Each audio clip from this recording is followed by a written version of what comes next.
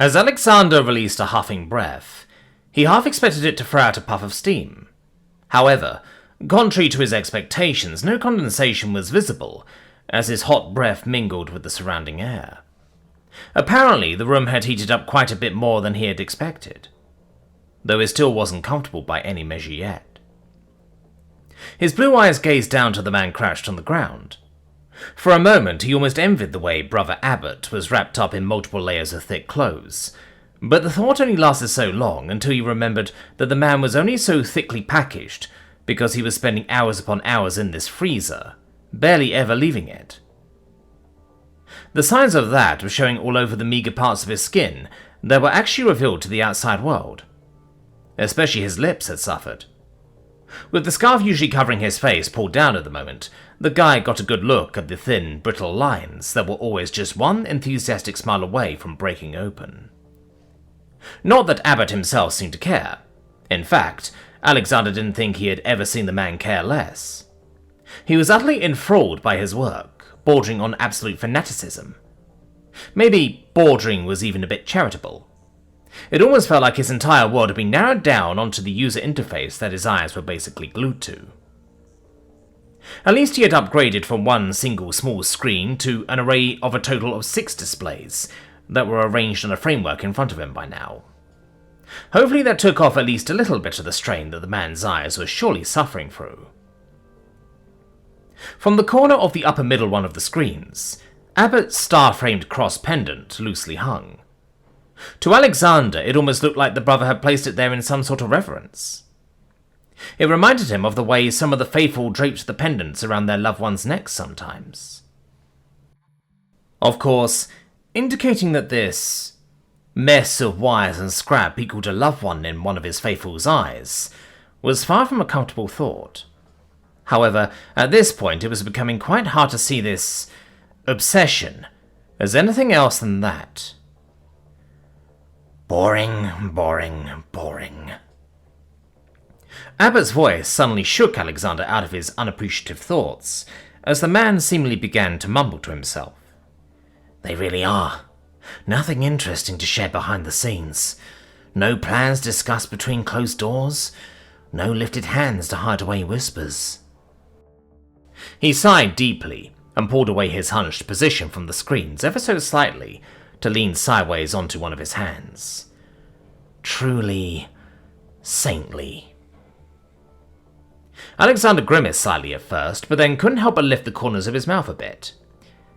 I take it your possibilities are as limited as you feared? He suspected out loud, taking Abbott's sudden ramblings as a sign that his focus had been broken enough to fully comprehend and react to his words. Abbott indeed turned his head to look up at his guide. That station was constructed with possible attacks are realized in mind. Obviously so. The entire thing is segmented, just like our ships. The system's internal. Cut off. You may as well try to hack a lamppost, he explained. Despite his words, his face and eyes showed no true signs of frustration. There was only eagerness. Despite his quirks, it was hard to find anyone more devoted than Abbott, and Alexander knew that. He wanted to help, wanted to make use of his skills, but he was also patient. A good man. Odd, but good. All I get are incoming and outgoing transmissions, the brother then added, and gestured at the upper left of his screens. Admittedly, Alexander didn't understand much of what he was seeing, but going by the man's words, he assumed that the flashing of strange numbers and symbols running along the largest window on the screen was one of said transmissions in some shape or form. Can you read it? Alexander wondered as he looked at the screen, feeling a bit like he was trying to decipher the language of Babel itself.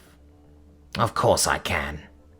Abbott gave back slightly indignantly and shook his head before staring back at the screen. But, like I said, they're not scheming. At least not where I can see it. All they say is just things they say live anyway. It's like they have no shame. Alexander's smile grew slightly. It was true that there had been certain choices made by their opposition recently that many would find questionable. Still, such was also the nature of a saint. However, right now, the guide admittedly found himself a bit intrigued by the things this brother so easily dismissed. "What is it?" he therefore asked, nodding in the direction of the flowing numbers, letters, and other characters. Brother Abbott lifted his face in some confusion, seeming surprised by the guide's interest. However, as he was self-admittedly bored, he followed the request made and quickly leaned down to the cheap keyboard that was connected to the metal monstrosity surrounding them. After a few blindingly fast inputs, he heartily hit the confirm button, before then leaning back again to free the view on the screens for Alexander, just as a new window opened over the constant data stream. This one was much more decipherable. "Therapy," Abbott announced with a mocking tone, and an overly flourishing moment of his hand as he presented the split screen that showed the feed of two cameras. One was the familiar feline face of one Lieutenant Commander Shida, who had a look like 7 days of rain on her face at the moment. The other was an unknown, professionally dressed human woman of darker skin and relatively short black hair. "They all have sessions like this every couple of days," Abbott said, in a tone that heavily indicated that he had listened in to these most private moments far more times than he probably cared to talk about, indicating that he possibly knew a staggering number of secrets of humanity's elite by now. "Don't expect any well-shaking secrets, though. Most of it is just petty trauma." Alexander nodded and ran a hand over his face for a moment as he leaned in a bit closer. The volume of the audio coming from the screen was low, and he could only hear any of the words being said over the growling of the surrounding freezer if both he and Abbott were perfectly quiet and he focused quite a bit. "I don't think it's a cure-all or anything," She'd currently sighed to her therapist, her face looking anything but enthused as she talked about her woes. "When I woke up again this morning, I had to toss the uniform into a corner because I nearly tore it to shreds thinking about him. But, you know, I thought maybe you had an idea what caused the... I don't know what to call it. Episode? Anyway, I thought maybe if you knew why I felt so different, maybe we could work off of that." Alexander's lips shifted a bit as he looked over at Abbott, who he now expected was a well of knowledge about these people's inner workings. And I suppose this mysterious him would be... he began to say, making it obvious in his tone that he would leave the sentence open-ended so that the brother could confirm his suspicion without delay. "One Captain Ferrimore Uton."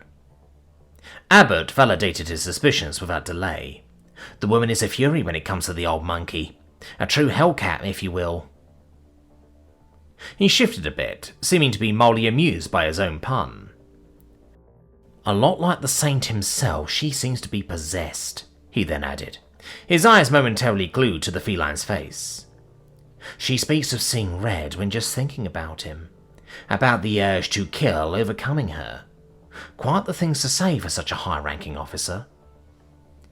"So, Satan has her in his claws," Alexander mumbled, once again running his hand over his chin. "And with such a willing target, too." "Scheming again, Guide Page?"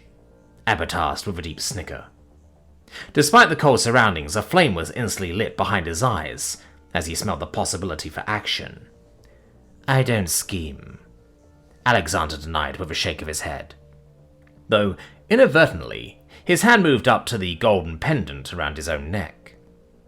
The metal was cold, and the star's points were sharp as always as his fingers closed around them. He looked at Brother Abbott once more, already thinking about what other details he might be able to share of those who strayed from the path. What carrots he might be able to string to his stick. "I simply lead, and the flock follows." The first few days of the second phase of the election had passed without any too major incidents, as a fanciful decorated ship arrived at one of the docks on the council station. Though, despite all its fanciness, its occupants still had to follow the same rules as everyone else, and take one of the usual provided shuttles to make the rest of the way to the station itself. "Welcome to a new status quo, sister," Magistheria greeted the High Matriarch once she finally stepped out onto the proper station. Her tone was welcoming, and yet it also carried an undercurrent of skepticism and displeasure that was only truly audible to those who knew her as well as her own sister did. Upholding extended her own trunk to entwine it with the offered greeting of her sister, and squeezed firmly for a moment once the pseudo-knot was formed. Meanwhile, flashes of camera lights lit up the scenery as the Galactic Councilwoman and Leader Supreme of the GCS publicly met for the first time since the incident that had begun to spread through the galaxy. Of course, they hadn't stopped meeting, but this was the first time in a year that they allowed the spying lenses of cameras to watch as they did. "Oh my! I am not used to being the one being welcomed anymore," Upholding said in mild amusement, her own tone making it very clear that this was not the moment to discuss any discrepancies between them. "But I also couldn't miss being present for such a momentous occasion. After all, my family might just seat 2 places in the emerging council soon." Magistheria nodded her head, though she briefly gave her sister a sharp look that obviously indicated that there would be a lot to discuss once they found the right time for it. "I appreciate your enthusiasm," she said, and began to untangle their trunks from each other, while also slowly turning to walk away from the huge airlock her sister had just emerged from. "From what I can gather, your own votes still look quite promising for now, even despite all the recent events." Upholding lifted her trunk into a delighted Y shape. "Well, I have served the GCS as Leader Supreme for a very long time. People aren't so quick to forget that, from a few missteps and accusations, especially if you still show the will to better yourself even after many years," she explained.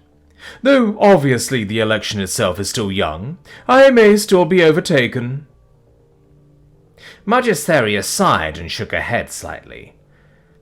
"It is a tragedy what happened, but you shouldn't blame yourself for it," she said, in a tone that spoke of honest sympathy that would mean very different things to the rest of the world than it did to Upholding herself. "The rampage of a lovesick fool." Upholding now sighed as well. "Many tragedies have happened. It is upon us to not allow them to continue," she replied to her sister, before turning her head in a way that had her tusks gently scraping against those of Magistheria. "And we will, because the galaxy trusts us, and we must not betray that trust at any cost." Magistheria seemed surprised by the gesture. She didn't remember the last time her sister had sought this specific form of contact. "You are right in that, High Matriarch," she then confirmed after a few moments. "We must ensure that the galaxy's trust in us was not misplaced." Curi stopped in front of the large set of doors for a moment. They knew they couldn't delay too long, but they still took a moment to collect themselves before taking this last step. So far, the entire process of their battle for freedom against their parents had been a remote ordeal, handled entirely via video feeds and net conferences. However, for this final declaration of the judgment, the Honourable Judge had decided that they wished to announce it in person in front of the parties. For that purpose, they had made the somewhat lengthy journey to Net Narrator station, and borrowed one of the local courtrooms to use for the occasion. It was a choice, in Curi's opinion, especially since their own legal representation could not make the journey herself as well. Dr. Duarte could, of course, still be joining for a video conference at any moment if necessary. However, the prospect of being directly faced with the judge, as well as their parents, while their own counsel was a galaxy away, didn't exactly inspire any additional confidence. Their request to announce the judgment separately for them and their parents, so there was no chance for direct or indirect interaction between the parties, had also been denied, which was something that the Doctor has some choice words about that she probably wouldn't want the judge to hear. Still, despite Curi's severe displeasure, it was only for today. One way or the other, it would be over. They hadn't thought much about what might happen if the judge decided against them and in favour of their parents. They knew they couldn't go with them. Couldn't allow themselves to be owned and controlled. Never again. They didn't quite know what they would do, but they knew they would do something. However, they didn't want to think about it either. Their inner voice told them to let optimism into their heart, told them that logic would win out in the end, that cooler minds would prevail, that they wouldn't have to worry about more drastic measures. With their own equivalent of a last long exhale, they stepped up to the door, which then immediately opened for them, allowing them entrance into the hallowed halls of justice. Given that this was a station mostly used by Lakshazet, the courtroom wasn't exactly enormous. However, it still had a slightly oppressive feeling to it as Curi entered. The room itself was near perfectly square and painted in a rose colour. It was only furnished with 3 large podiums, as well as a small stage in the middle of the room. The podiums were for the 2 parties, as well as the judge, of course, and the stage would usually be used for any witnesses that were being questioned. Of course, the stage was empty today, as empty as most of the room was. The trial was mostly barred from the public. Only a single crew reporting for 10 to 10 News was allowed to be present for it, and they had been firmly ordered to behave quietly and remain in one of the room's back corners as they recorded the proceedings. Whether the footage would be released to the public would be decided by the judge later. That only left 4 other people physically present in the room. Curi, their parents standing behind the podium on the opposite side of the room, and of course the judge themselves. The judge was a rather rare sight of a person. A Barkanahir, a corvidoid species from the very outskirts of the galaxy. Their body plan was that of a typical avianoid for the most part, though similarly to the mask of a parasine, their big, hooked beak overgrew large parts of their face, merging with the skin and leaving their 6 solidly crimson eyes encased in the hard, shiny surface, like jewels in a helmet. The 3 claws at the ends of both of their wings were firmly pressed onto the podium before them, as they turned their head from side to side in order to scan over the parties that they would be judging over today. Their black feathers reflected a sheen of the room's lights with every movement. Curi couldn't quite hold the judge's gaze for very long, as they clearly scrutinized the participants, and the cyborg also refused to look at their parents, no matter how much the 2 of them silently tried to get their attention, without enraging the judge in the process. Therefore, there wasn't much left to look at apart from the news crew. Given the location, a large part of the group obviously consisted of various Lakshazet of brown and grey colours, manning the camera, lights and microphones. The main reporter, however, wasn't of the local Vulpine species. Instead, he was by far the largest figure in the room, as his orangish exoskeleton towered over everyone else by at least a measure of height. 4 legs attached in an X shape to his body, 4 claws growing out of his chest part. Definitely an Ozma, and one whose mouth parts moved in a manner that was not exactly excited about his surroundings, especially not as he noticed that Curi was staring at him, as their eyes needed anything to distract themselves, and he was by far the most eye-catching thing around. They could hear him make a displeased noise as he tried his best not to return their gaze, and even Curi couldn't quite help but think that this man seemed like he hardly had the necessary charisma to stand in front of a camera to make his living. Then again, maybe they were just a bad judge of that. Or the man was just really unsettled by their presence. That happens sometimes, after all. A loud, hollow clacking suddenly went through the room, causing everyone to turn their gazes up to the honourable judge. The red eyes of the Corvinoids scanned over the room once again as they pushed themselves up. "Welcome to you all," they announced.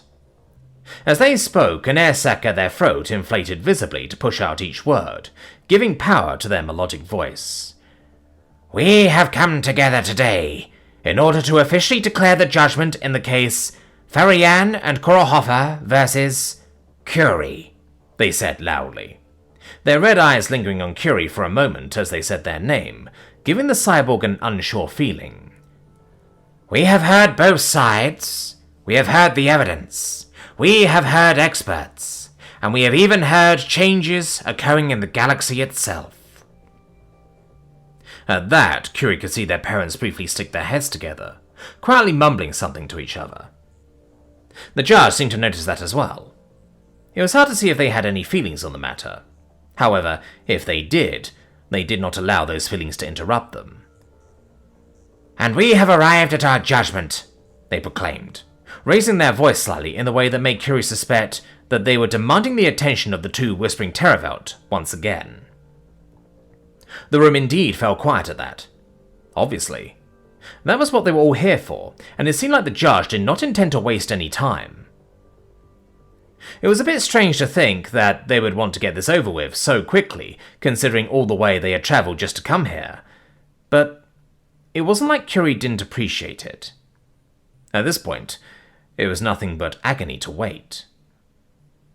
The judge made a flourishing movement with their wings, their long flight feathers spreading out in an impressive display as they once again commanded the attention of the room. "However," they suddenly said, as their heads snapped around to look directly down at Curi, and one of their wings extended in the cyborg's direction, the spread feathers pointing at them like an array of arrows. "I have one more question for you, Curi. One that does not influence my ultimate verdict, but that I would still like answered. Still, remember that my judgment is already finalized." Curi briefly bent their foremost legs, bowing their body to the judge. They weren't sure why a question was necessary at this point of the proceedings, especially a seemingly pointless one. However, they still had no objection to answering. One question more or less. What was it to them at this point? "Of course, Your Honor," they therefore replied. They only wanted this to end, to not have to worry if they would wake up a free person or not. The judge nodded their heavy head, and their beak pointed straight to the cyborg's face as they stared them down. "Through the right of undenied candidacy, you could have interrupted these proceedings had you wanted to, by simply allowing your friend to declare you as a very temporary council person as well," they finally said, their voice deep and heavy as it was pressed out of their throat. "Tell me, did he offer you such a thing?" Curi lifted their gaze again, looking back at the Avinoi's black plumage. "The idea was floated," they replied honestly, taking the judge by their word that nothing they said now would change the verdict. "However, James and I unanimously reached the conclusion that it would be a show of poor form to do so.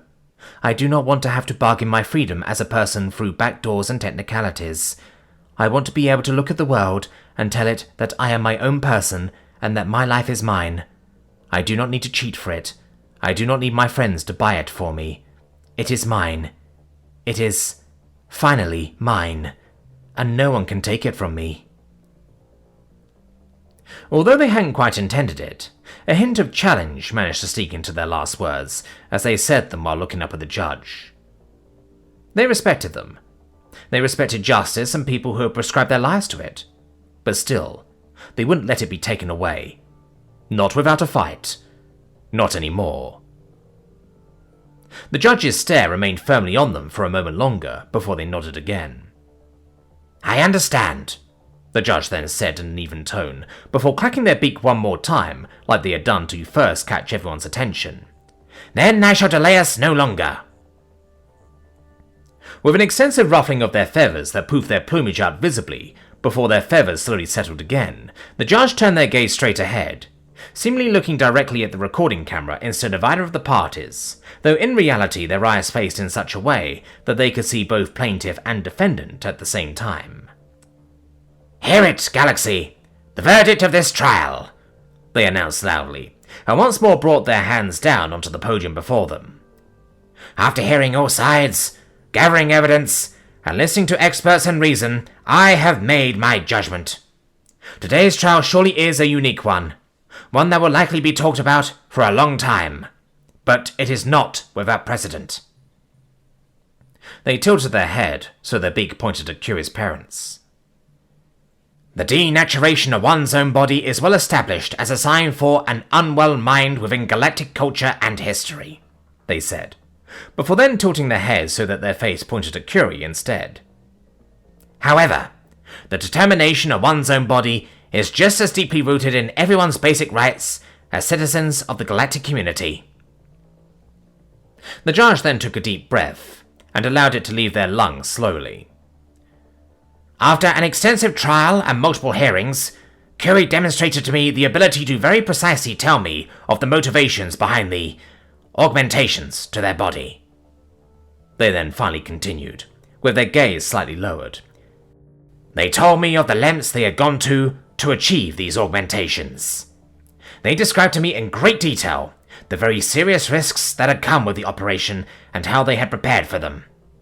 They elaborated meticulously on their awareness of cultural expectations and opinions on the addition of unnatural parts to one's body, and they retold extensive narratives about the sort of trials they faced due to their decision. The judge once again shook their heads slightly, and even closed their eyes for a moment, their free clawed fingers momentarily curling into fists. However, they finally said, as their eyes opened again, one after the other from the front to the back. Even after all that, despite every bit of horrible history they related of themselves, they still believably assured me of one thing, and that was that, in their eyes, it was without a doubt the best decision they had ever made. Curi could feel a feeling of weakness spread through their mechanical shell. A somehow queasy and fluttering feeling filled their remaining organic parts, and even psychosomatically spread into the never-tiring, artificial muscles of their enormous legs, making them feel like they were impossibly getting weak in the knees. And quite obviously, they weren't the only one who could already read where the judge's words were most likely, and oh so very hopefully, going. Already, their parents reared up a bit, seemingly only waiting for the wrong thing to be said to set them off. Even the camera crew seemed to tense up and lean in ever so slightly, as they waited for the judge to finally make the ultimate call. And it was clear to see that the judge was not impressed by any of the tension or preemptive blustering that was coming their way from those before them. They stood firm, as their six eyes narrowed at the room. As a servant of the law, it is imperative that I put my personal feelings aside when making my verdict, they said with determination. What matters is not my subjective thoughts. Sometimes it is not even about right or wrong. Ultimately, I am aware that I serve the community, and I serve the law. I am no god, I am no king, and I am no hero either. Let us all be aware of that. In the end, I am here to enforce the law. Nothing more, nothing less. Then they stood up a bit straighter. And the law is clear in this case, they announced. It doesn't matter if it is brave. It doesn't matter if it is disgusting. And yes, it doesn't even matter who is sitting in the council right now. The law has remained the same, and it says that conservatorships and guardianships are to be used as an absolute last resort, enforced only on those who lack the mental capabilities to govern over their own lives. And no matter my personal feelings on their decisions, it is my verdict that Curi, Nipip or not, has by every right demonstrated that they possess every capability to make those decisions. Therefore, my verdict is that the previously imposed conservatorship and guardianship over Curi awarded to their biological parents, Farian and Korahoffer, is hereby revoked and declared invalid. This verdict is effective immediately and will, if necessary, be enforced with the full might of our law enforcement. Preposterous! Korahoffer was the first to yell out, not wasting a second after the judge was done declaring their verdict. Curi's Vor flapped their patent wings in outrage as they pushed themselves up onto the podium. You cannot be serious! Just look at them! The teal-coloured Terravelt began to aggressively gesture in Curi's direction, and their voice was strained to the point of breaking as they yelled out at the judge with all the power their lungs had. Look at them! They demanded yet again, as the judge simply glowered down at Korahoffer themselves. Look at them, and tell me that you think that my child is alright. Look at them and tell me that I don't have a right as their Vor to help them, that I don't have the right to fix this. Their voice broke more and more, as they yelled in a mixture of anger and a desperate plea. Ultimately, they turned their gaze slightly to look at Curi. Their eyes were as broken as their voice as they looked at their moocher in deep desperation. Please, they said once more. However, The judge simply shook their head yet again. "You don't," they said firmly, and, as requested, turned their head to also look at Curi as they did. "I don't know what mistakes you think you need to fix now of all times, but it is not your right to demand that I enforce your possibility to do so. You had your chance to be a parent. For many years you did." The judge turned to Korohofa once again, their crimson gaze cutting as they spoke. "Don't blame the world for your failures." For a moment it seemed like Korohofa wanted to keep going with their shouts and demands. However, before they could, their eyes suddenly met with Curi's. Of course, they could impossibly tell that Curi's gaze was focused on their own in theory. However, eye contact had the strange characteristic of occasionally overcoming what was physically possible to perceive. And as their eyes met, Korohofa seemed to deflate. "There is nothing to fix, Curi said, as their parent remained quiet. They briefly lifted their large backwards legs to inspect them, tilting them within their vision and running them along their field of view. The weak feeling from earlier was still there, but it was heavily overshadowed by a huge burden being lifted off them. "I am happy. I can finally see the beauty." Korohofa almost looked like they had ran against a wall. Their wings went limp as they suddenly flopped off their back and scraped over the ground. Their hands quaked before them as their eyes quivered. Their mouth opened and closed with trembling lips without ever making a sound. It looked like they were moments away from collapse. In a bit of worry, Curi turned their heads slowly to look at their mish, hoping and expecting that they would hurry over to check on their partner before anything worse could happen. However, Farian was making no moves to rush to their partner's side. Instead, they were staring straight up at the judge. "You don't know what you're doing," they said in an indignant tone that told of very little to no respect for the judge's decision-making skills. The judge in turn glared down at them. "You should be careful," they said. "If you have complaints about my judgment, you can address them through the proper channels. I will, however, not stand for your insults. The trial may be over, but as long as you are in my courtroom, I can still fine you for your insolence, if you wish." "There's no time for that," Farian immediately complained, most likely referring to the proper channels and not to the fines. "And just look at them. Any blind person could see that Kellium is not in their right mind, not to make decisions over their life, their body, and certainly not to control their own finances." The judge's throat released an unhappy rumble. "Ah, yes. Your altruism as a sign of insanity argument. You have made that quite a lot during your hearings," they grumbled, causing both Curi and Korohofa to listen up. Korohofa especially turned to their partner as if they were seeing a ghost.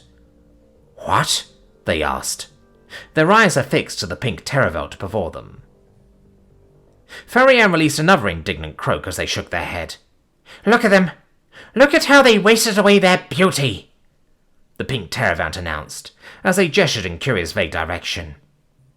"And now they're looking to squander their talents away as well." Korohofa blinked. "Squander they said breathlessly, before their eyes widened. "You told something like that to the judge?" they exclaimed, as what their partner was saying suddenly snapped into place. Farian huffed out some air. "Obviously," they replied, as if it was the most natural thing in the world. "Simply giving away such world-changing inventions? What sane person would do such a thing?" Curi almost expected to feel a sting at those words. However, the pain they waited for never came. Instead, there was something else. A feeling they couldn't quite name yet. Inventions?" Korohofa asked confusedly, seemingly not at all picking up what their partner was putting down. "Fairy? What?" "Yes, inventions!" A new voice suddenly chimed into the exchange, catching everyone's attention as someone in the back of the room suddenly spoke up. All the individuals of the Lakshashet film crew had recoiled a bit from their Ozma reporter, as he has suddenly made his presence known so loudly, many of them indicating for him to quiet down. However, instead of listening to any of them, he suddenly shot out one of his claws, firmly yanking the camera out of one of the Vulpine's hands and crushing it in his pincer. "Inventions that many people would pay a fortune to control," the crustacean continued to say, as they now made their way away from the Vulpine crew and slowly stalked over towards Curi. As everyone was still shocked for a moment, Farian sighed. "I tried to solve this in a sensible manner," they said. "I mean, I thought everyone could see the obvious right in front of their eyes." "Well, it doesn't matter," the Ozma replied, as they kept moving towards Curi with heavy steps. "We make sure that reason prevails in the end." The judge bristled and towered to their full height, their throat inflating extremely as they bellowed out, "What is?" However, they were interrupted by a piercing shriek from the crustacean, accompanied by a firm stomp of one of his sharp legs. "Quiet down," he announced. "You will be extensively compensated for this," he then assured the judge before one of his pincers loudly snapped shut with an almost gunshot-like bang. "One way or another." The judge seethed for a moment with widening crimson eyes. However, then they paused and turned their head towards Curi, looking over the cyborg in an appraising manner.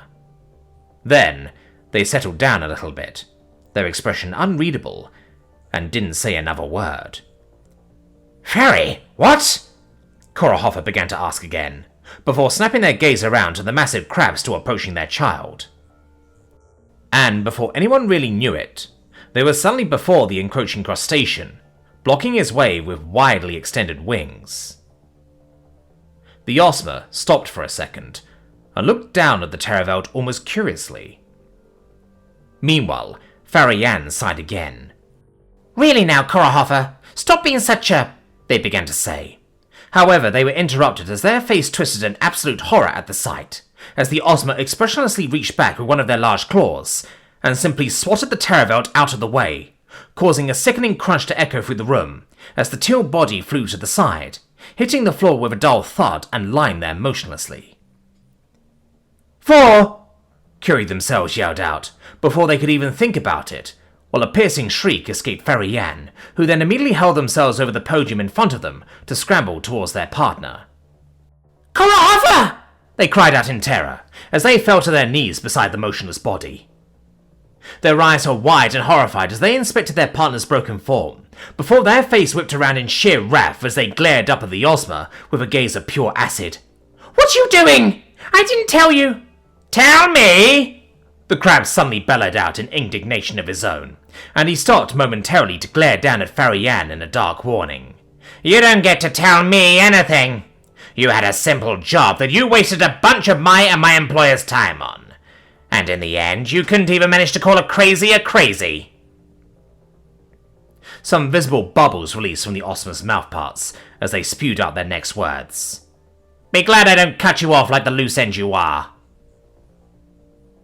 Farian froze into a statue, unable to do anything but quiver in place and desperately move their lips in silent pleas to any force that would listen.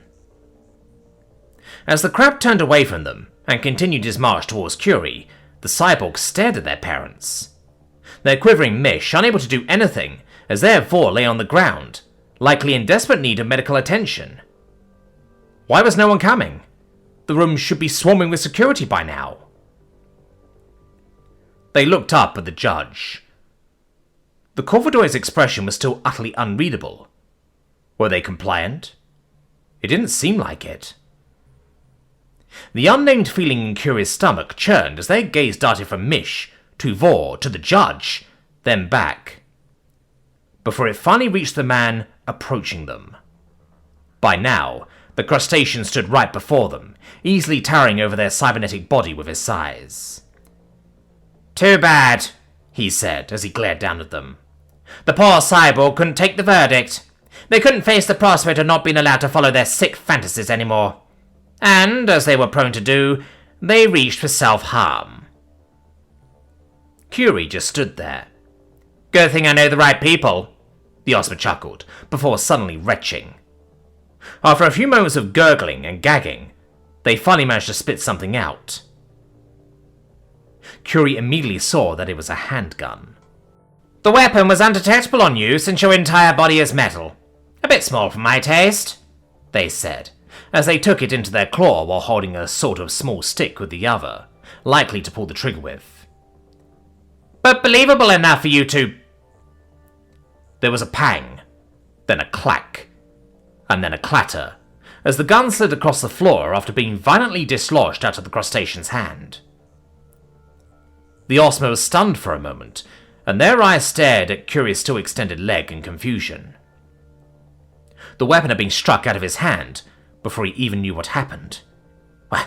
What? He mumbled, as he stared at the cyborg. Step back, Curi said, their mechanical voice low and even. The crab seemed taken aback for a moment, but quickly tried to remount his bravado.